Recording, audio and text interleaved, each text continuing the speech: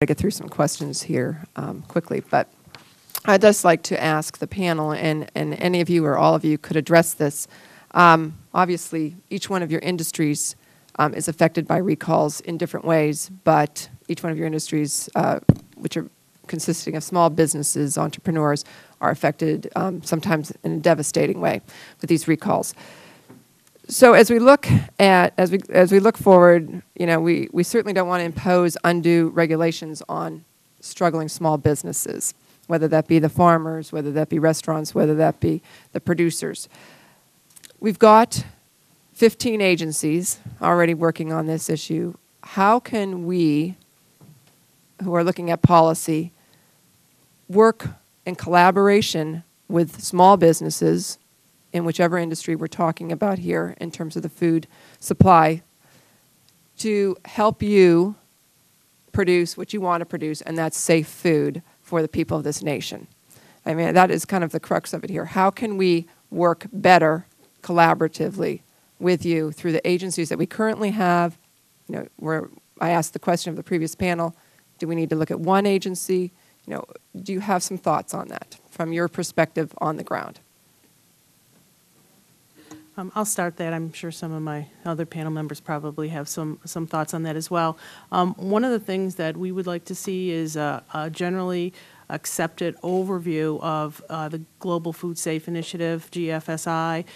There are a lot of activities underway regarding the third-party certification for imports rather, and some of those same practices could be applied domestically, so that as an auditing body or anyone who is looking at a facility has got commonly accepted practices that are applied routinely. So that, for instance, we have in our facility, New York State Ag and Markets is in. We have, we are an organic certified facility. We have an auditor in for that. The military comes in at audits. We have New York State Ag and Markets comes in routinely for other things as well. We have customers who require third-party audits. Everyone has a certain kind of oversight that they'd like to see. If there was one standard generally recognized, we could streamline a lot of those activities that and the burdens that that places on a small business, so that there could be consistent application of practices. It'll make it easier for us to train our people. It'll be increase the opportunity for small businesses to improve their food safety without taking on additional responsibilities. Mr. Ambrosio? There is a difference between what Diane's speaking about and inspections. Inspections is a snapshot at the time when you go into a facility, and you spoke about that earlier with the government panel. I think what's important to capitalize on what she's saying is GFSI, the Global Food Safety Initiative, it's recognizing food management systems. It's a cultural change, I think, and that's what we need to look at. In this country, we need to have a cultural change on how we go about doing business. We've gotten away from actually having management and everybody else buy into the fact that you have to produce food in a safe manner before it leaves the facility. And if we're going to go about just having inspection, I could tell you that I've been doing this a long time. You can't inspect quality or food safety into any system. You have to have a culture. And when you embrace an SQF model or an IFSS or a BRC that are all members of GFSI, you have a foundation of a management system that's going to be working in a good way. And I think they alluded on it a little bit about third-party inspections. I think that's important. It's a good adjunct to what the government's doing right now. It can't replace government oversight, but I think it's a good adjunct to what they have. Does anyone else want to comment on this?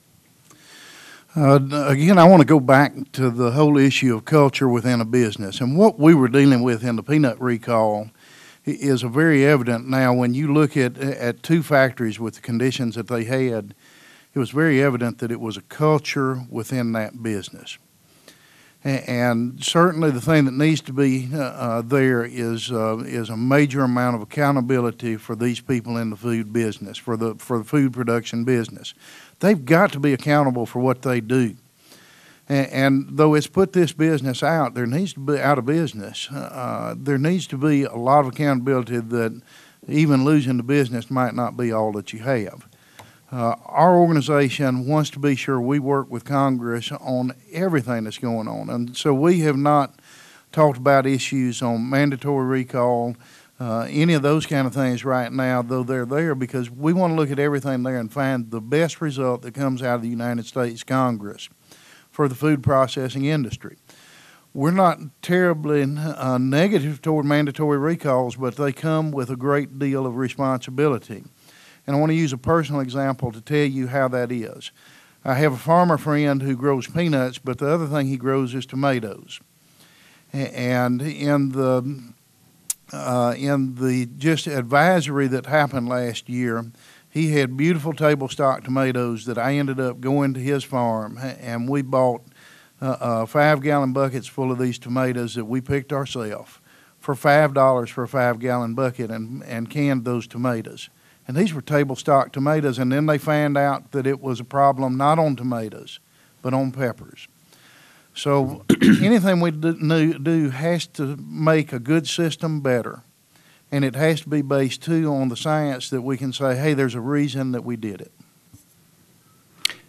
There is currently a bill in Congress that I had worked with Senator Burr in North Carolina about, and Senator Durbin and Greg have co-sponsored in regard to food safety. It does have some things that restaurants are certainly looking at, and certainly it seems to be a path that we may want to go down.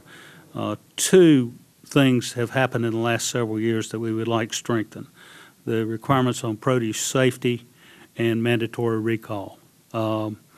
We think that both of these probably need to happen. Ms. Fanco, do you have any comment on this? The only comment that I have is when they did the Homeland Security, they moved some of the testing to Homeland Security from USDA. I think it would be a good idea to put it back with USDA, consolidate that back into one entity again. Okay, I'm going to yield to Mr. Westmoreland at this point so he can